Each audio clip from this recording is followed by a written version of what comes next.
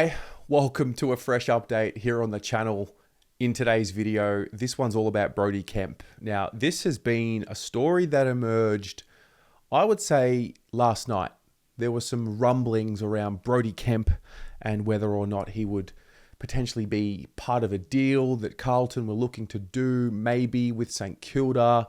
There were implications that he may have been involved with Steve Silvagni's interest, and there may have been a 3-team deal proposed. But pleased to report and I guess relay to all of us that Brodie Kemp will be staying at Carlton. It's done. Trade period is here. Trade period is at its end. We're done with it, and Brodie Kemp will remain a Blue. But I just want to go through a timeline of events from this morning until right now, where we now know that he will be remaining at Carlton. So it all started when I first saw him. I did see it last night, but this morning Tom Morris reported the interest. St Kilda, I've just received a text from someone who I trust very much. They have their eyes on Brodie Kemp from Carlton, which is an interesting one. He's obviously got that connection with Stephen Silvagni. So I just reading as I come through here. So the Saints have a few more draft picks to use as well. Brodie Kemp was drafted to the Blues in 2019. Stephen Silvagni is the connection there. So I'm just bringing news as I'm getting it sent through here.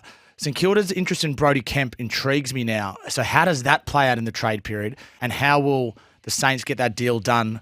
Look, he's a good player. I mean, I wouldn't be throwing the kitchen the sink to get him. I mean, I thought he was solid. I thought he certainly gives you good depth. I wouldn't say he would make or break St Kilda's fortunes next year. I think they've obviously lost Battle, so they need to strengthen that area up. There's a big gaping hole that they leave without Battle. So I think he comes in and plays a role, but I wouldn't be absolutely throwing the kitchen sink, as I said, to get Brodie Kemp. He's got another year left in his contract, so we'll see how that plays out with the Saints. They're starting to move a little bit. Well, they've offered a future second round of the Saints. Now, my information is they're not going to budge from that. That's a take it or leave it. Carlton have said, well, fine, we'll leave it.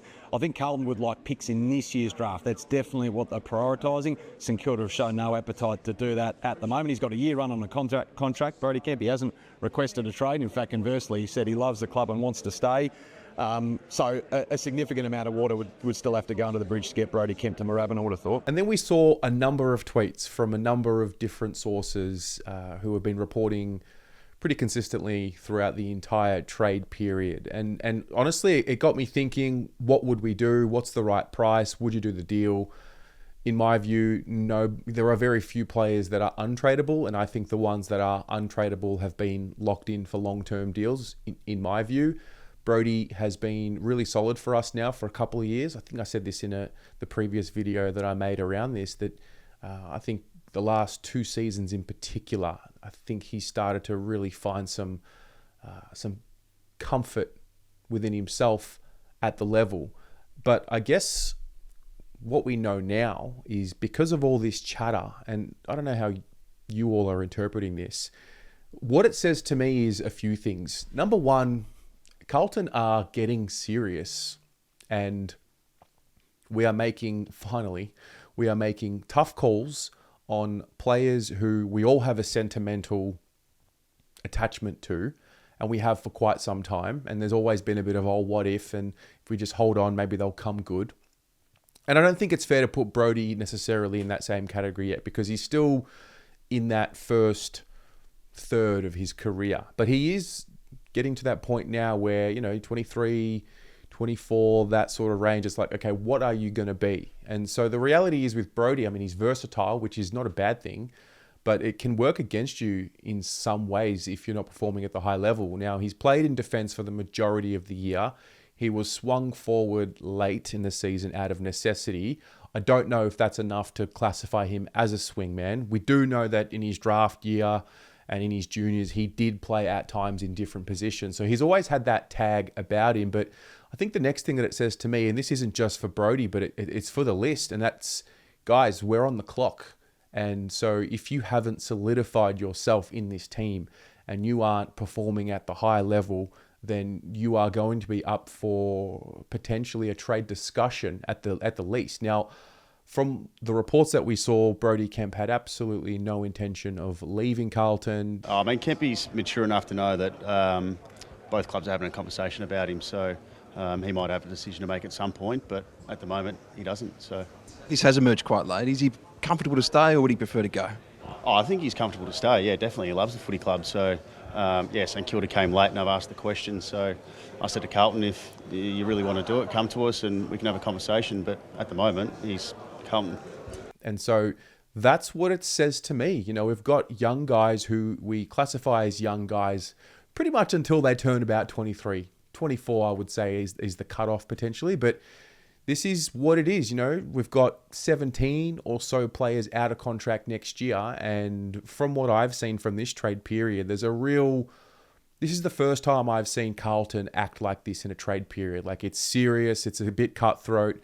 I mean, we were told from pretty much when the season ended that there would be some harsh calls made that some people would not like. And if Brodie were to go, this would have been one of them. So he's going to stay. Hopefully that, I wouldn't say he had a bad year, but hopefully it just reminds him and it reminds all of them that, hey, you are 1 or 2 seasons away from potentially leaving and no one is safe. And I think that's a good thing, because that pressure, I would guess, creates some high performance and some high performance metrics. And it's just something that can remind people at the end of the day that there's a job to do. And this is, fortunately or unfortunately, part of the reality when you are a club like this who has positioned itself for, like, forget about 30 years without winning a flag. Let's just talk about this group. So this is a decade or so. This is the reality of a group that's been building from the draft for about a decade with trades and free agent acquisitions and the like. But, you know, we finished 8th this year and that's not good enough. And so as a supporter, I'm pleased to see the club moving in this way. I love Brodie.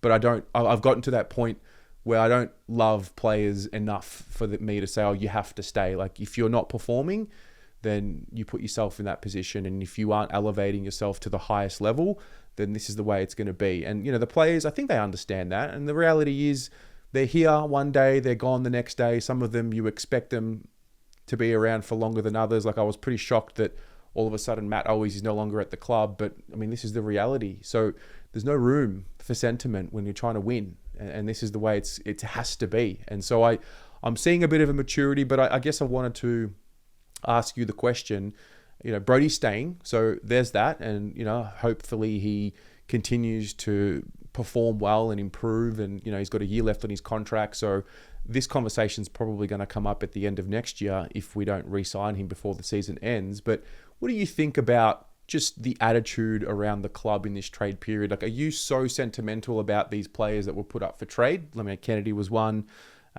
you know, Brodie was another, and, you know, Owies was another. Because what I saw throughout the year was, you know, sentiment around, we need to be ruthless and we need to make tough calls and we've got to change the way that we play and what we have isn't working and we're one-paced. And then I see the changes being made to rectify these issues. And then I also see the pushback of, well, how could they do this? And, you know, his wife had a baby and, you know, he bleeds blue. It's like, it's like, what do we want? Do we want one without the other?